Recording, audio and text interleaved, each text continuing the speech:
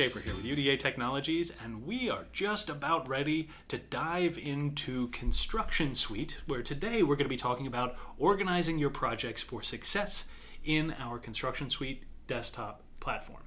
Now, joining me today for our webinar is, once again, Holly Gipson, one of our senior product specialists and my number one colleague. Hi, everyone. We also have Sydney Dorsey fielding questions for us today. As always, thank you very much, Sydney, for joining us as well.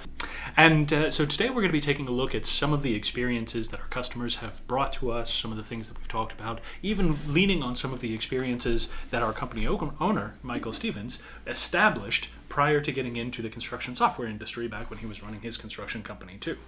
Now, of course, a lot of these things are broad in how they function. So lots of people with lots of different roles and functions in their companies are going to get strong benefits out of this. And to begin with this process, we're taking a look first at the ConstructionSuite dashboard. And of course, this is ConstructionSuite 10, the newest of our ConstructionSuite product line, first released back in 2006. And it's a big part of, or a big contributor to that $80 billion worth of projects that we're managing. Of course, a lot of those projects tend to start in ConstructionSuite or Construction Online with the estimating tools. And right here on the dashboard, we get to take a quick peek at how well we're doing on these jobs, most prominently here on the profitability chart that we're looking at in ConstructionSuite. Now, right here, as we're looking at the profitability chart, of course, you're going to see all the different jobs that you guys might be running with at any given time.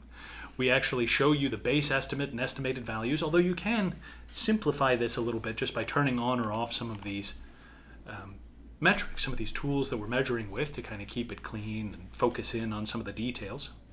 That's right. And you can get a ton of value out of using the system very simply. You come into ConstructionSuite, you create projects, you create some estimates and documents and schedules to go along with that, and you have the information displayed. We're going to compile that information for you and display it for you on these dashboards that you see throughout ConstructionSuite.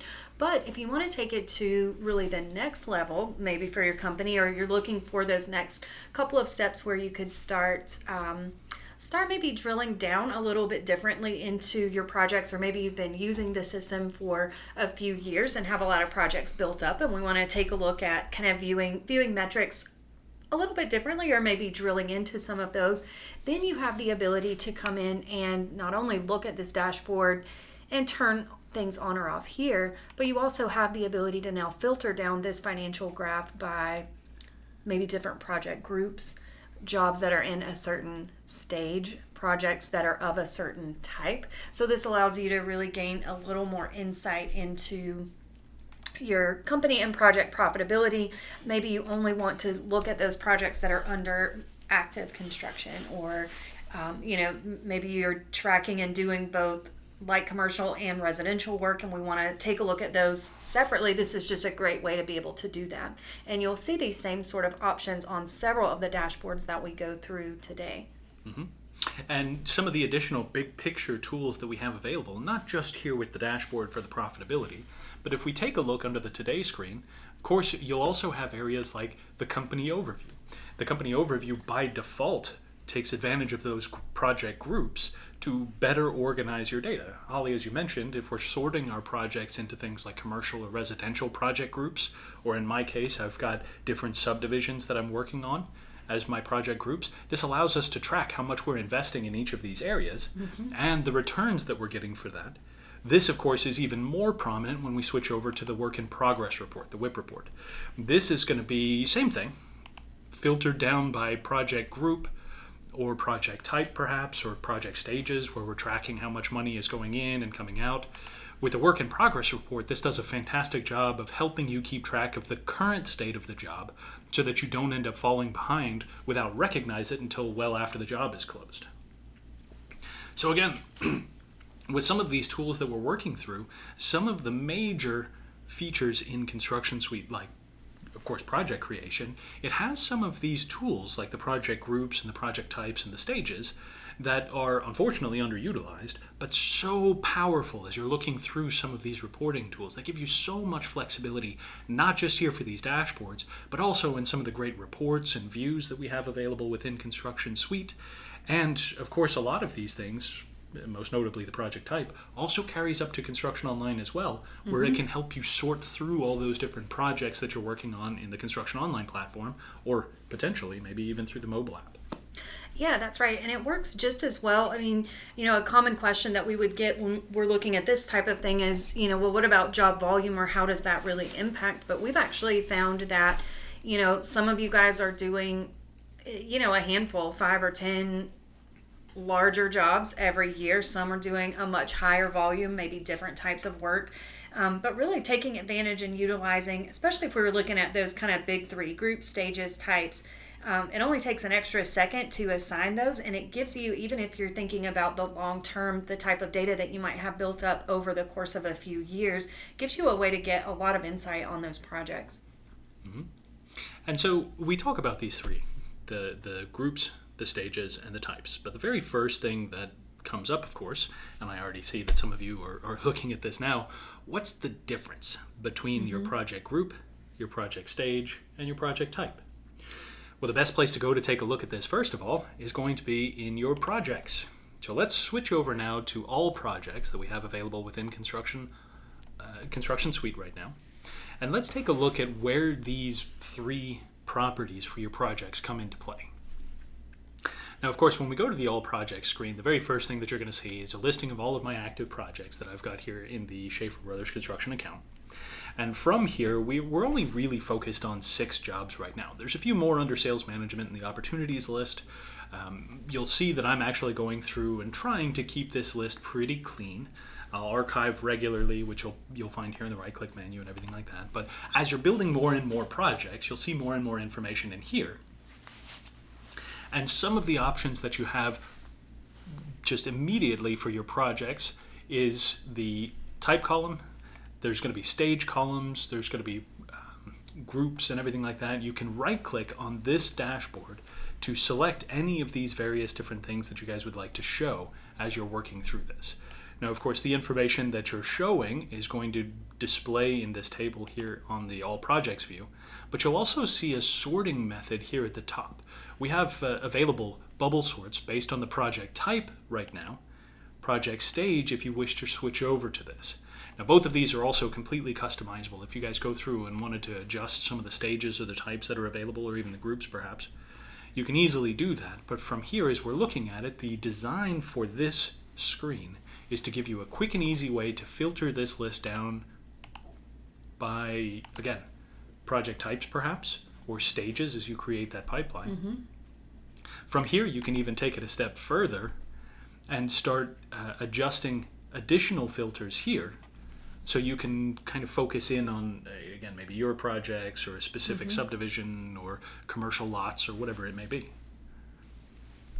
Or even, you've got the ability to, of course, we'll focus on those big 3. And I guess, great question, kind of circling back around to the differences between those. What we see and how the system is really set up, how ConstructionSuite is set up, is that your project stages are typically going to be something that is a time-based system. So normally your stages are going to be kind of helping you visualize your projects, going through their different stages from, maybe initial proposal all the way through completion of the project. So I know for many of you guys, projects will go through a design stage at some point. They'll get into more of a planning or pre-production. You'll get into construction. And it's just a way to kind of manage that from a time-based perspective.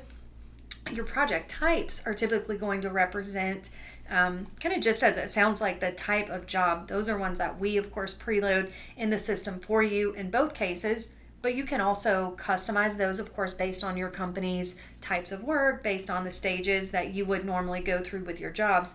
Types typically are going to represent things like residential or commercial projects, or could represent things like additions versus kitchens and baths versus office build outs. It is, again, custom to you guys, so you can set those up. But usually it's going to represent what type of project is this that I'm working on, kind of big picture. And then your groups would normally represent some other type of bigger picture grouping that's going to be useful for you based on the type of company that you're running and the types of jobs that you're doing. So, for example, for some types of builders, those groupings could be like a subdivision or something like that. For some commercial clients that I've worked with, they've created groups based on kind of holding companies or owners that they've worked with. I mean, there's all sorts of ways that you could do it, but the group is typically going to be a bigger picture way of organizing those projects, different from your stage or type. So one extra layer that you really want to use there. Now, as we mentioned, the easiest way to get to these three is going to be whenever you're creating a new project or editing an existing project. Now, as you put in your project name and work your way through, you'll find the groups and the stages down here near the bottom, but the project type is going to be one of the primary or required fields, and we'll talk about why in just a moment. All three of them, though, are going to be available to you as soon as you create your project, where you can pick that project type or a group or stage here. And again, you can add more groups depending on, again, these entities that we're managing perhaps, or the whatever it may be. The stages as well, as you define that stage or your project stages, you can come into this drop down and edit or adjust or delete or rearrange your project pipeline as you need to. And again, like you said, Holly, these are going to be kind of time-driven or event-driven stages. In my case, I like to track, do we have the estimate done? If so, do we get into design, to proposal, to schematic and pre-bid, so on. If you do want to make changes, again, all you have to do is just open up this screen, click on whatever needs to be adjusted, and you can move them up and down, rearrange them as you need to, edit and delete and what have you. Now, as I mentioned earlier, we've got those three here. Groups and stages are easy to work with. Groups, you just put in more groups as you need them. Stages, again, Holly, you probably work with these a little bit more than I do. They're very similar to the lead pipeline in that you're guiding your projects through your typical process. And then the project types outline that process using a tool in ConstructionSuite called the workflow. It's the best tool in the system. We also have tools like dimension sets that are driven by that as well. But before we dive into that, again, if you guys have any questions about this, send them our way. One of the questions that I do have, though, is how do we apply multiple filters in here? And ultimately, this is the primary driving factor behind having the bubble sorts and the filter by dropdown. Here you can select a project stage that we're going to be working in. Then from the dropdown, you can select a project group that we're going to be working within in this case. So you can select your group and then the stage within that group, and you can kind of get the short list. You'll also have options once you get that short list to do things like export it to Excel or print it directly, or in our case, we would have it on the big screen in our meeting room so that we can talk about these projects as we're walking through them. Yeah, that's exactly right. Now, in addition to those bubble sorts or filters and the additional filters that you can apply to the page, you can also turn on a group by option here, which is going to allow you to really kind of build your own report right on the page. So it's going to allow you to come in and essentially create sort of layers of your project list. So if we wanted to create groupings by, say, type, and then we wanted to create additional groupings based on location or things like that, you have the ability to do or to kind of do that or work with that as well. The other thing, as we're going through, and we'll just bring this back up for creating our new project here, but as we're going through this, and we'll go ahead and maybe create a new project for me. One thing to kind of keep in mind as well is that as we're working with the projects, you'll have some basic information that you fill out here in the beginning, and that is going to include, of course, that type, that group, that stage. So kind of, again, the big three that we're working with today. Also, keep in mind, though, that ConstructionSuite does give you the ability to create and work with custom pieces of data as well. So if you have additional things that you want to be able to report on or group by, in the system, you can always kind of manage that here under your custom tab. So once we've created the project, when we come into this edit project area, you have the ability to, of course, add or flesh out, really see some more of those details here. You also have a custom section, which would allow you to create custom fields. So we'll just name this Holly's custom field, so Ian will be able to find it later very easily there. So now I could track whatever I wanted. I'm assuming you're going to want to delete it, so I'm trying to make it easy for you. Let's see. So if we were at this point we can track any piece of information though here, and you can have as many of these as you need. So the great thing about this is, once we've made it, then these custom fields become things that are now available to us in the column. So you can, again, create those groupings based on customized information that you're entering in addition to what we're kind of tracking as a standard for you. So you can see that shows up here. So it gives you a lot of power to really, again, customize the system. Mm-hmm. Absolutely. And as you're working through this, of course, if you ever needed to pull that list or pull a report or anything like that, again, all of this information is going to be exportable or printable. Most importantly, when you generate this list, you can click here to export your projects to Excel, which is just an easy way to get that information out if you needed to kind of chop it up or adjust it in additional ways. Or if you guys wanted to take this project list with you to like your next Home Builders Association meeting or something like that. If you guys are part of the Master Builders groups, or we've partnered with companies like Remodelers Advantage, they'll usually have a list of projects that they'll need to take through as well. All of this information can be easily adjusted. Also keep in mind that the information that you're turning on and off on this list, this table, can be moved. You can just click and hold to drag columns around as well. So if you want to reorganize the information before you export it, it's an easy way to do that. So turn it on, move the items around, and you'll be able to pull that information as you need to. So let's dive into one of these projects then and talk about now how to set up some of these properties and what they do, like how they apply to the various different areas. Now, groups and types are fairly straightforward. If we go into and edit the project, you can actually go into the groups and simply assign it to whichever project group it needs to be associated with. Again, for reporting purposes, this is really beneficial because this allows you to then go back to things like the company overview and see how much we've invested in all of these different projects. From here, it looks like I don't have it turned on yet. Let's go find that project group and turn it on. Group. And pull it back to the forefront.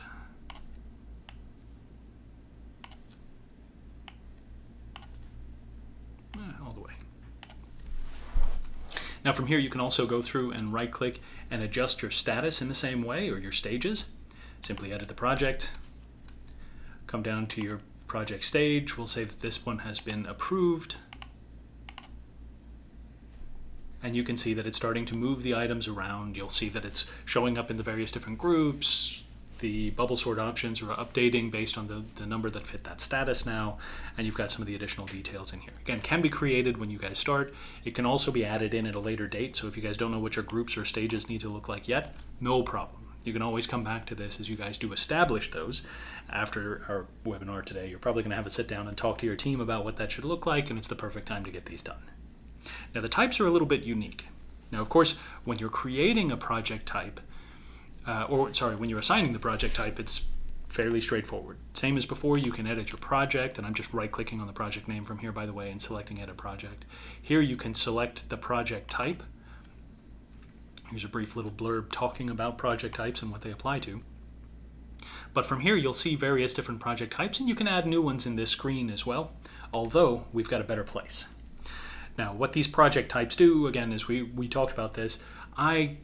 For this company, we're working with commercial projects, some spec homes or some production homes, single-story dwellings, which would include duplexes for me, or custom residential projects.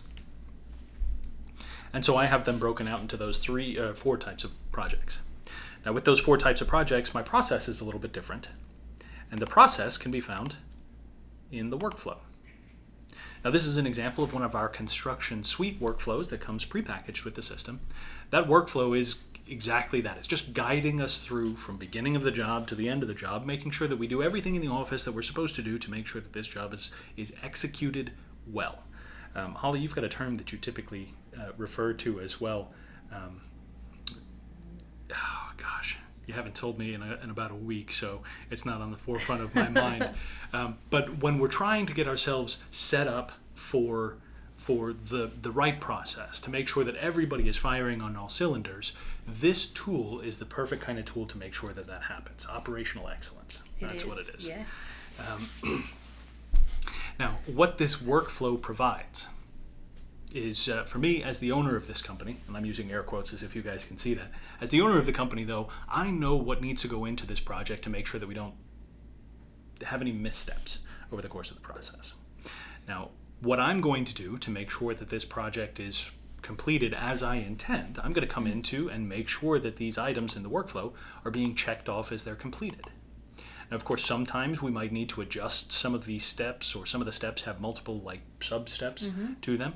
And this just allows you to go through and kind of create that process, most of which is going to be done through the right-click menu, where you can right-click and create new workflow items. You can edit the existing ones or move them around, whatever you need to do. You'll also find that a lot of these, though, have little action items associated with them. If you go into the workflow itself, you'll find these action items. Some of them are just a checklist item. Others have specific items that we might want to trigger. This one, requesting material and labor bids. From this one, I'm actually going to launch my primary estimate for the job. So I want to fire an event, and I want to launch the primary estimate. In order to get these bids out there to generate the RFQs, I need to have the estimate there, and I need to be able to click the button to open it up so that I can create all of those reports. So that's the action that I want to trigger with this workflow step. And you'll find that the list of workflow items available is huge. You've got the ability to go through and launch estimates, launch templates, launch specific contracts with over 200 different contract and document templates. There's a lot to sift through. There is. So you make it easy for your team by linking that workflow item to the exact contract you want them to use, or the exact template that needs to be used for this type of job. This is really like we always think about these as a repeatable process, kind of going back to that operational excellence, because that's really what we want, is to empower ourselves and our teams to kind of maintain the same level of excellence for every job that we take on. So to do that, we need consistency, and we need that to be spelled out. This is really like your project manual, only actionable. So instead of being something that someone reads and kind of sets aside, it's something that is actionable. We can kind of track the progress of those actions, get a great visual read on how much of this has been completed, and it means that anyone kind of coming along behind you or behind whoever's responsible for getting these steps done can look and see exactly where they are in the process and pick up with the next step really very easily. Mm-hmm. And that actually does come up on a very regular basis as well. One of the items that I've always talked about and that I see a lot of construction companies use is they'll create some form of a job binder or a folder that they'll then hand off to a project manager or a site supervisor that contains all of the different paperwork that person's going to need to be aware of, and give them some space to fill out like incident reports or things like that. This is the perfect place to create something like we have here for the proposal package, except maybe for that job site binder. And then just have the little checklist of all the different reports and forms that we need to print out to put into that binder, or save into a folder which is called Job Site Binder that gets uploaded to Construction Online so they can pull it up to the app. Whatever it is, though, it's a perfect addition to these workflows, just maybe not a part of the one that I'm looking at right now. Now, the question did pop up already, and I'm glad to see this one too, so great question here. Where do we access these templates? So right now I'm looking at the workflow specific to, which one is this? The Boers residence? We could see some for other projects in here as well. Sometimes they've been customized a little bit depending on the job that we're looking at. But if we wanted to see the template for this type, the easiest place to find this is going to be the Tools menu under ConstructionSuite options, where you can access all of your project types and make adjustments to them here. You'll also find that we've got some extra options for adjusting the workflow here. Not only do we have the same kind of workflow outlined, no checkboxes here though, because of course we're not completing things, we're just creating the list. But it's the perfect place to come into and add more steps if you wanted to right-click and add new steps, or add those action items. Or more importantly, if we're creating a new project type, this also gives you a space where you can create a new project type with the workflow and dimension set from an existing job. We already built a workflow for a project that worked really, really well, and it was a little unique. Now let's turn it into our new template.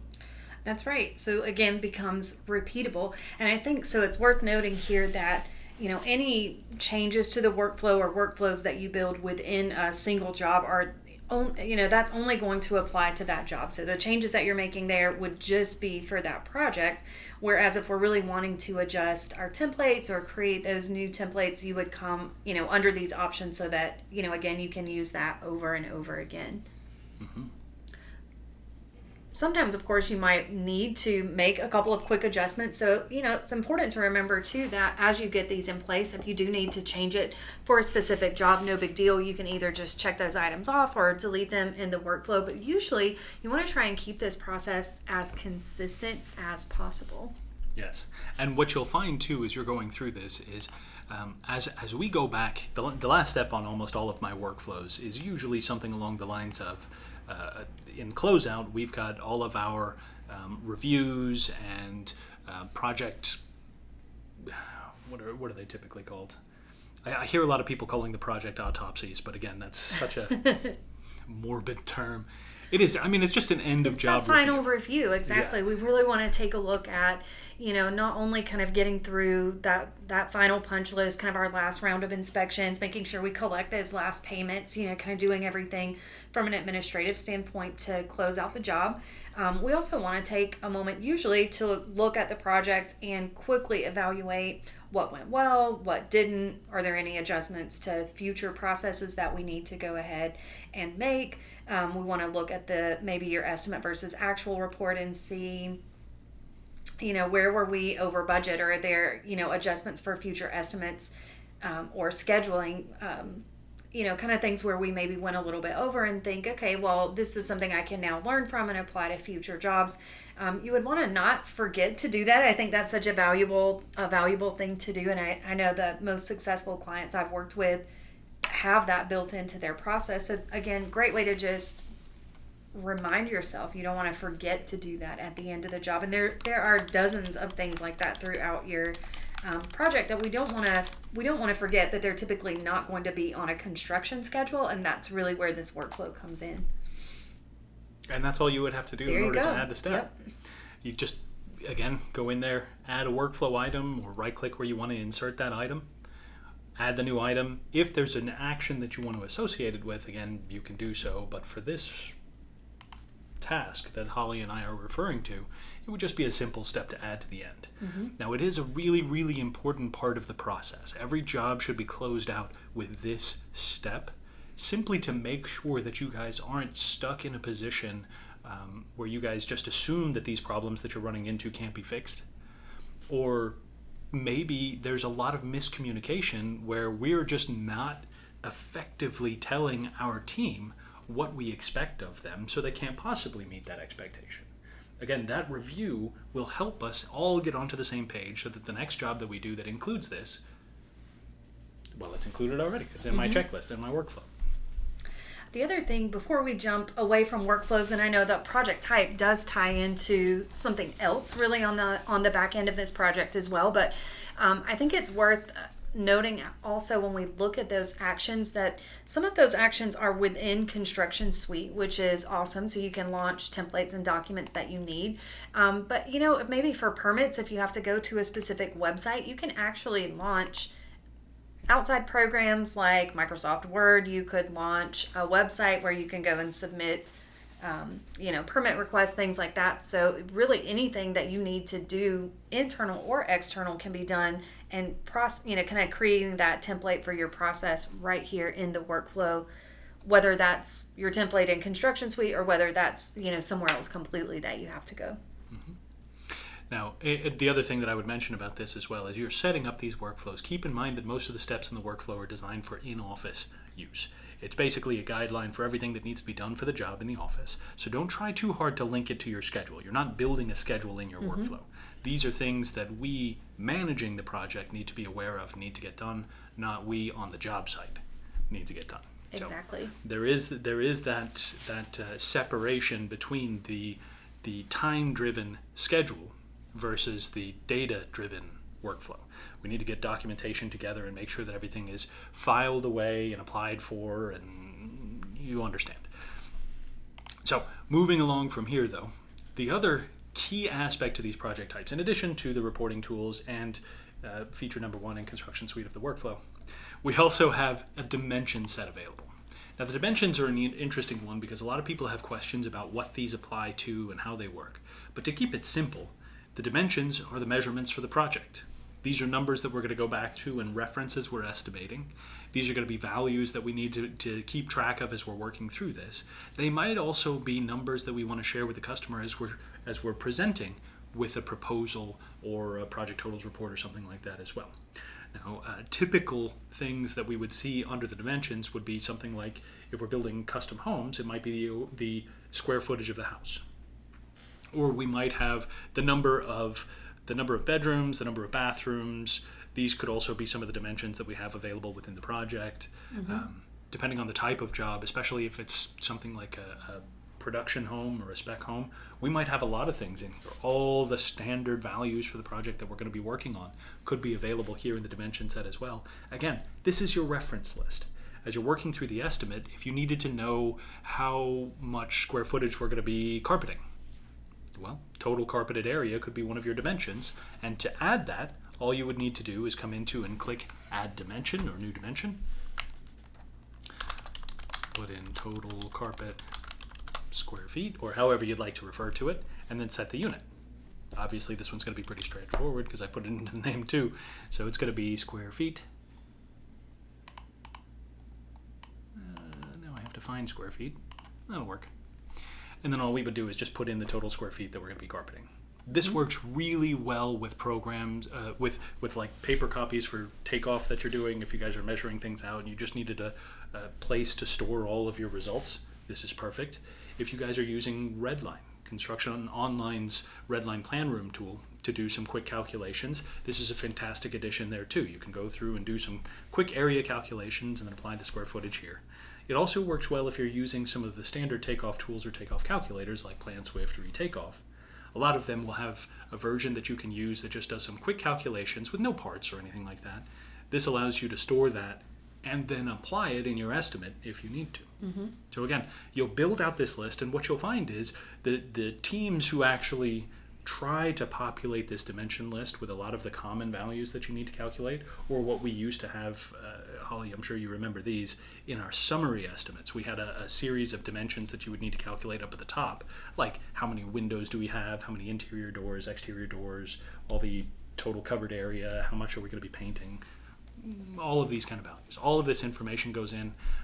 This is also going to be some of that repeatable information that we would need to track as we're walking through the project, because again, these numbers are going to come up, these questions are going to come up. It's really nice to have a handy guide here that tells us exactly what we need to pay attention to as we're working. That's right. Also to note with your dimensions is that in addition to be able to using them internally, if this is information that you typically like to provide your client or give them a summary of that information, it can be included on your proposal. So as you create the names here and kind of assign things out, keep in mind if it's something that you would like to show to your clients, you'll want to name it in a way that's going to make sense to your customers, but it can be included on your proposal as well so that you can provide them with a list of those dimensions also. And again, these are great for some quick calculations too. We're going to highlight these in our estimating webinar in a little bit more detail, but just note here, if you guys do have some common numbers that you kind of toss around in the office or with your clients as you're working through these projects, those would be ideal here for the dimensions list. Same as before too, you'll be able to apply them overall for your project types. So as you're working on these, you can add them in here. You'll also, of course, have them as custom options if you guys go back to the project overview. When you view your project details, one of the tabs here under project details, one of the tabs available to you under the project details is that dimension set too. So you'll be able to go in there and take a look at everything that you've got there to work with. And I think in general, I know we're kind of getting some great questions in, so I think in a few moments we'll pause and let some more of those come in. So definitely if you guys have questions or things that you're just curious about as we're going through, please go ahead and chat those over to us. We'd love to see those, and we'll take a moment to answer those. But I think if I were offering kind of an overall piece of advice here as far as, organizing your projects and using these tools successfully, it would be, kind of two things. One is, again, you can use the system successfully without using every single one of these components. So pick a couple of areas and add that into your day-to-day process. You don't have to change everything. But also, I would say that in general, the more you fill this information out, the more you'll be able to extract from the system in terms of information and reports and insight and things like that. You just have it so much more at your fingertips. If you've got all this filled out completely, then it's just more information for you to be able to use. So when you come back a couple of years later and really want to do some reporting or kind of dive into what's been successful for you, you've got the information all at hand just from filling it out when you're creating it. Mm-hmm. And this, by the way, some of these options that we've taken a look at today, like the groups and the types and the stages, stages to me have always been valuable because you figure out where your projects get stuck, especially on the sales process or the setup process. You might figure out that you normally assume that it'll take a few days to get all of the permits together for the job, but lately it's been taking 3 weeks.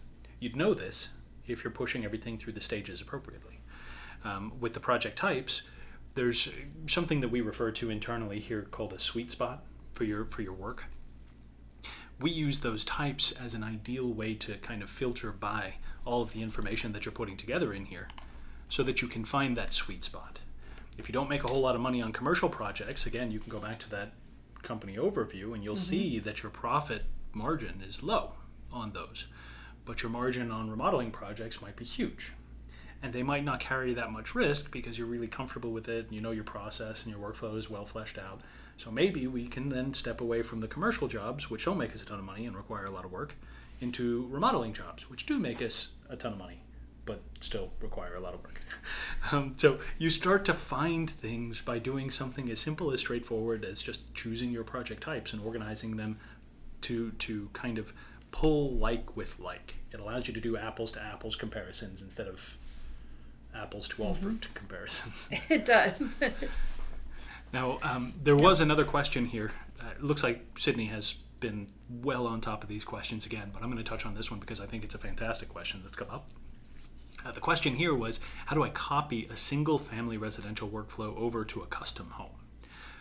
Now, this I think is a fantastic question because it actually shows one of the additional benefits to assigning and working with those project types. So let's say we have a project workflow here on the Haste remodel, and we really like it. We want to keep with that. Now, as we talked about earlier, we can create new project types from our existing projects. So we come up to Tools, ConstructionSuite options, go to Project Types, and then from here, we can create a new project type, and let's call this, I don't think we have one in there, so let's call this remodeling, or just remodels. Now it's going to ask us which project we're attempting to use to create this template. So we'll grab this one.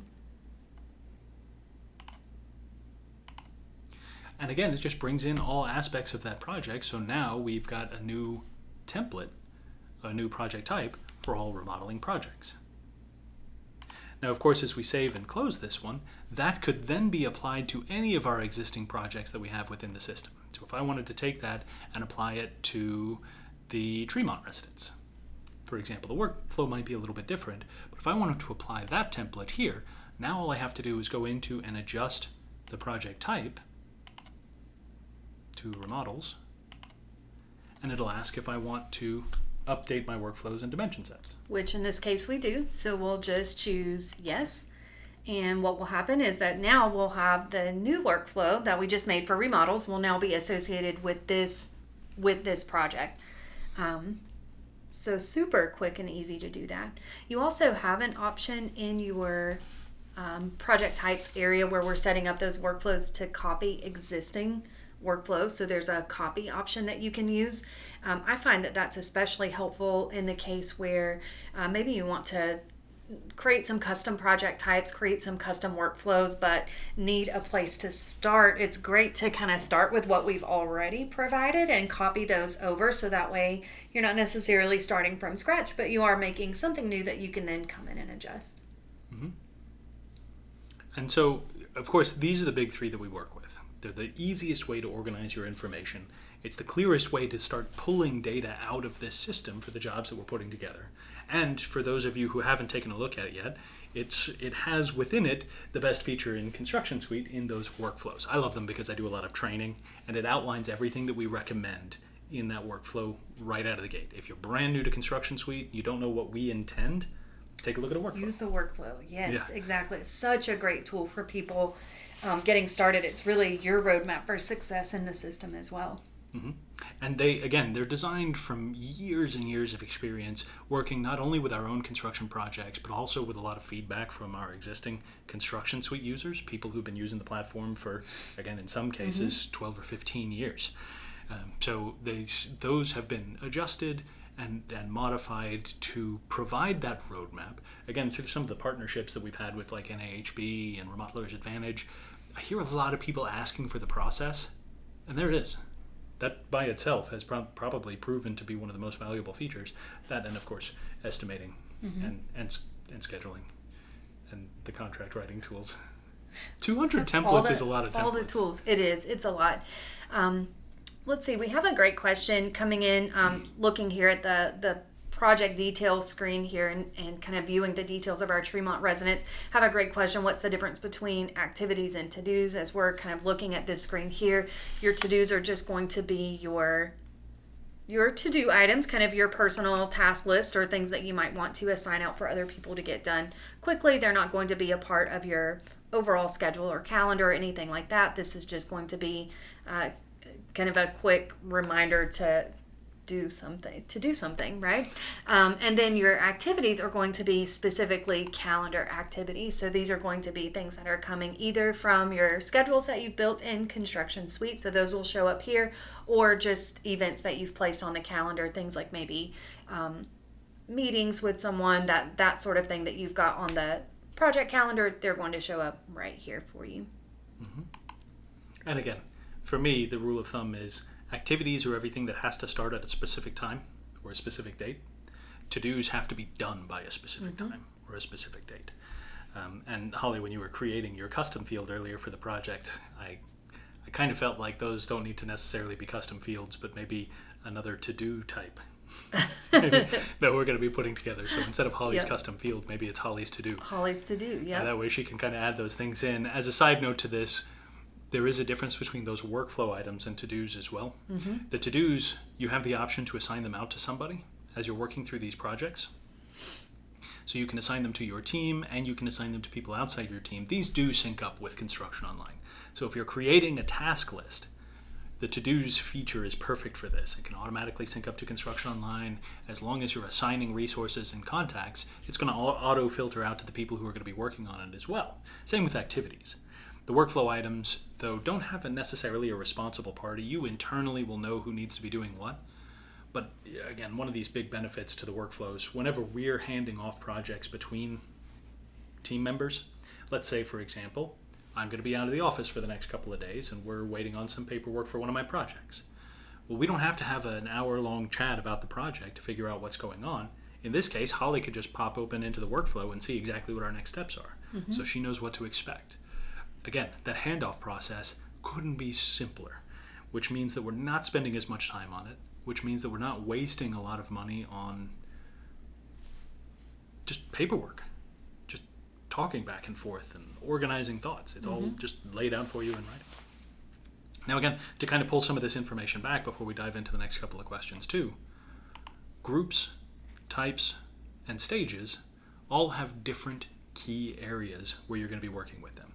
Stages most commonly are going to be used here on the All Projects page, where you're going to be filtering down to a specific stage of your projects to figure out what we're working on right now. Maybe we've got several in the financing stage and we want to make sure that all the money's coming through. Holly's going to be chasing these down, so she's probably going to click on the financing stage and make sure that we move those all to in progress. On the pre-sale side, maybe we're going to be focused on the InDesign estimating proposal section. So our sales team is going to be here. Our project management team is going to be down here at the end, where we're just making sure that all the information is being pushed appropriately. These stages in ConstructionSuite for me are a little bit simpler as well, because most of this information then gets transferred up to Construction Online, where we manage it from the apps and from our Surface Pro while we're on job sites. So the expanded list there is going to be for me online, just to make it easier. But stages here, the project groups could be useful here as well. Of course, they're all going to be useful here, but I find that the groups are most prominent when we switch back over to the dashboard elements, most specifically the company overview. These groups are going to allow us to see how much we're investing in certain areas or aspects of our company. Again, Baldwin Park, right now, we've estimated $1.5 million. And you can see that we haven't spent a whole lot of money yet. We've got some contracts out there, but maybe we haven't really broken ground on a whole lot yet. So I know that this is coming. With the Creekwood Country Estates, we're a little bit more involved in this particular area, and we can tell this just based on those project groupings. And then, of course, with the project types, they're going to apply not just here, but most prominently when you're working with the projects, because they pre-populate things like workflows and dimension sets. But again, just as a reminder, all three are going to be available in the most important reporting aspects and tools in ConstructionSuite. All three of them are going to be available as you're working through areas like here in the All Projects list. You'll be able to filter by project groups, project stages, and types. For the WIP report, you can filter this way. For the dashboard elements, you can filter this way. Even when you're looking at contacts, you can see which contacts are working in a specific project group.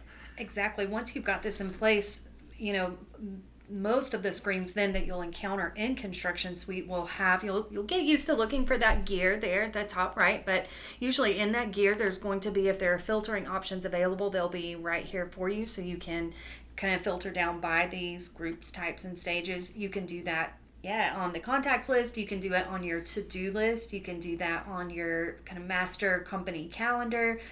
So all sorts of places that you can then start to apply these filters or this organization that you've added to the projects. Yeah, and for me, this kind of area comes into play when we're working in a subdivision like Baldwin Park, and we need to figure out who we have out there because somebody called up, they stopped by their job site, or they just need something fixed up, or whatever it is. It's an easy way to go to the contacts list, filter by that project group, see who's supposed to be out there, or who's even going to be touching that area, so then we can ask one of them to go instead of asking one of the guys who's working clear across town. To take the trip out there. We've got people who are already on site, and we can find out really easily just by going to the contacts list and filtering there. Now, along those lines too, some of those other options like contact groups apply here as we're working with the projects. We could filter this down to see who's in the electrical or HVAC group and already assigned to our projects. Well, again, this allows us to know if we're already assigning out subs or if we still have some gaps for things that we need to work on. So again, simple things like project groups and project types and stages and contact groups and stages and things like that. They are so powerful, but quick to be overlooked because people don't realize or they don't recognize just how useful these things can be. So again, as you're working through those, always keep these things in mind. They also come into play, by the way, when you start generating things like project summary reports. If you needed to do project summary reports or print a project list, it's going to ask you which areas you're trying to filter to. And once again, these filters, these elements within these projects just help you guys organize your information well. I almost wish we had like little different color sticky notes that we could stick on these things to apply in that way. This is one of the things that we do internally, and one of the reasons why the project stages are color-coded as such. It represents the sticky notes that we would typically use as we're passing them or pushing them back and forth. Exactly.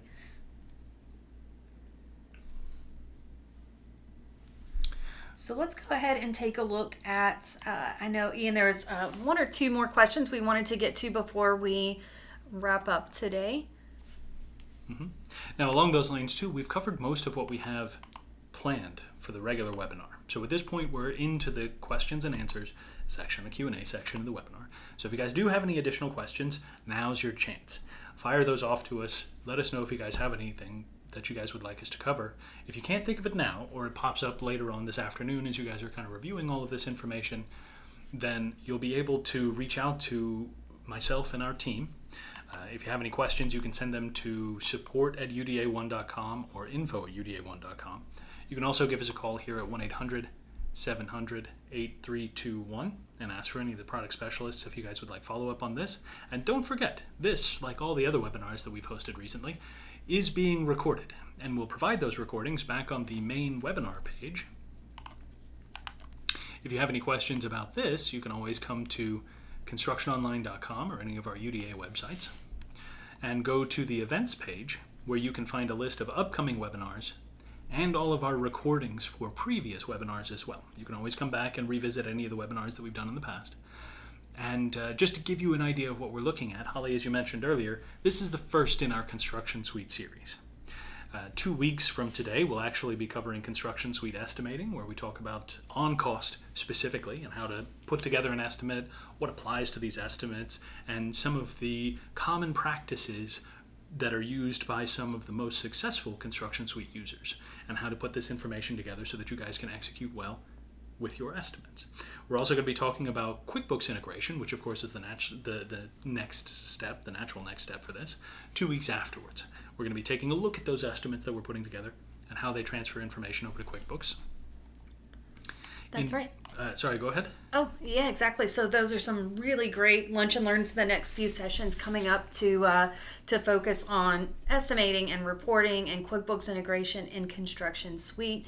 For those of you who are using or thinking about using Construction Online, which I hope is everyone, we have a couple of great sessions, special topic webinars coming up in June to really focus on your client's experience. So we'll be looking at how to use our client link portal, how to really set that up, how to see what they see, and really look at what does that experience look like for your customers when they're logging into their Construction Online portal. We also have a special session with a special guest, Ed Earl, someone that has been presenting at the International Builders Show for years, has some fantastic insight really on just some ways to keep your customers or homeowners happy, ways that you can really use and leverage technology like what we offer in Construction Online to provide them with a great experience. So a lot of really, awesome webinars lined up for the month of June. Mm-hmm. I am actually really looking forward to listening to Ed Earl as well, to sitting in on that webinar. He's got some fantastic insights on how to share information with customers to keep them saying great things about you. Mm-hmm. He's focused on spreading the good word. So, and in this case, the good word is our companies.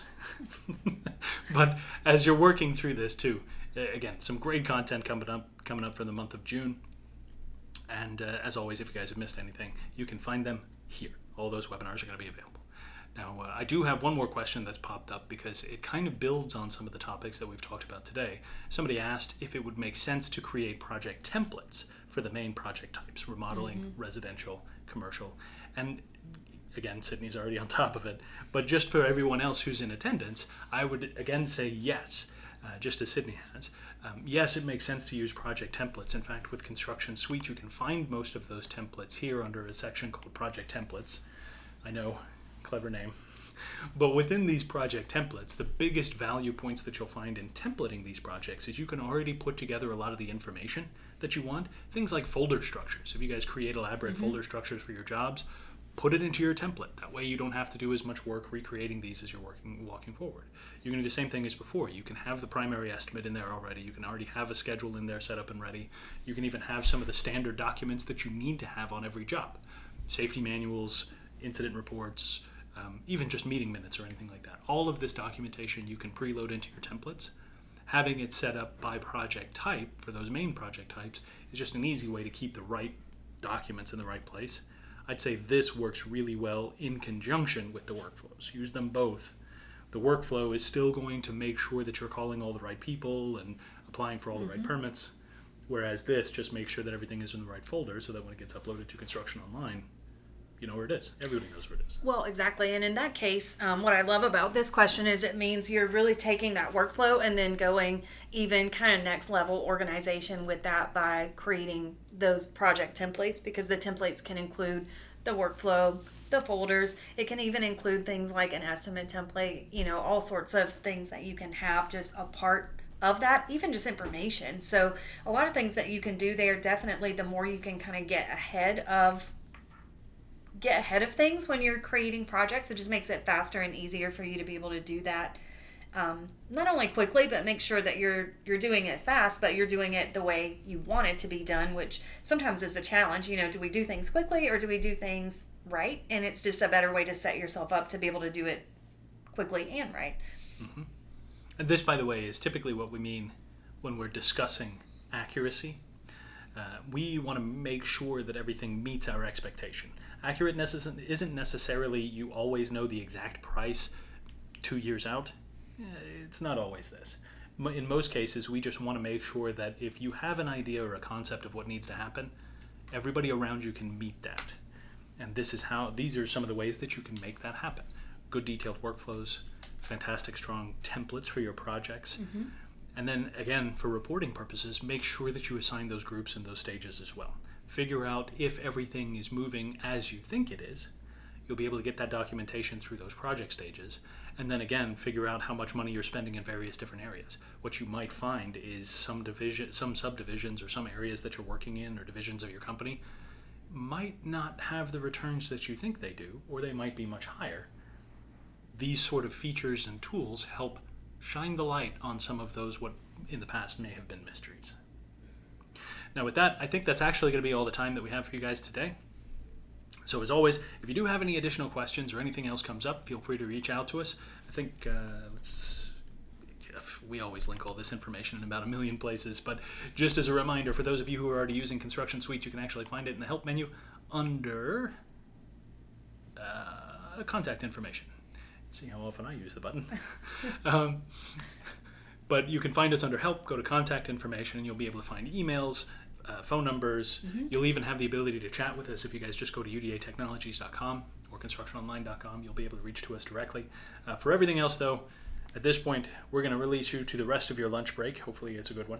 And the rest of your days, everyone. Thank you so much for joining us, though. It's been a pleasure, and hopefully we'll have a chance to talk to you same time next week. Thanks, everyone.